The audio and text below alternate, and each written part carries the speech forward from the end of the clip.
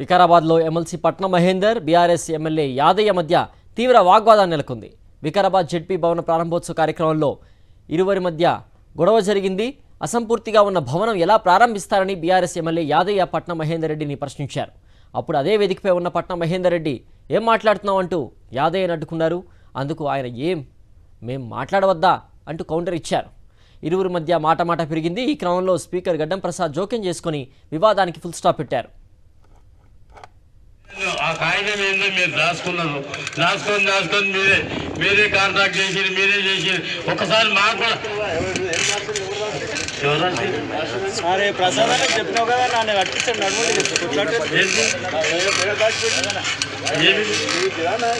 నా ఇంటికి అని చెప్పిందా? మరి కాగితం మీది, కాగితం అని గురించి మాట్లాడడానికి మీరు ఎందుకంటే మాట్లాడతారు? ఉన్నది మాట్లాడుతున్నా ఎందుకు మాట్లాడుతున్నా? నా పేరు తీసుకున్నాను నా పేరు తీసుకోకపోతే మాట్లాడకండి.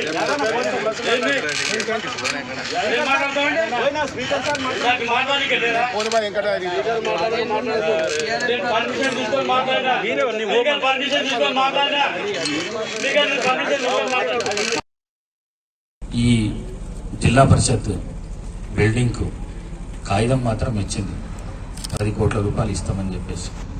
కానీ డబ్బులు ఇవ్వకపోయినా పర్వాలేదు.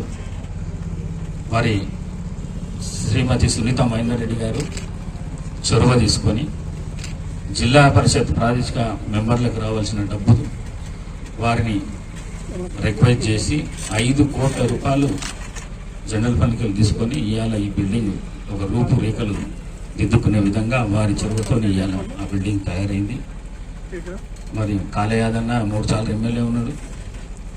మరి ఆ పేపర్ వచ్చింది కానీ పైసలు తేయడానికి అన్న ప్రయత్నం చేసింటే ఆ రోజు చాలా మంచిగా ఉంటుంది. నేను మరి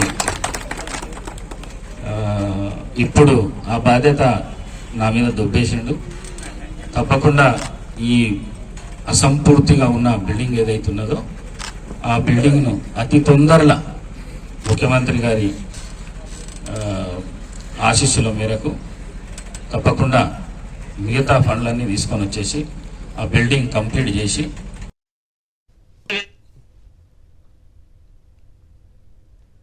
మరింత సమాచారం మా ప్రతినిధి విక్రమ్ అందిస్తారు. విక్రమ్, స్పీకర్ సమక్షంలో ఎమ్మెల్యే వర్సెస్ ఎమ్మెల్సీగా గొడవ మనం చూస్తూ ఉన్నాం.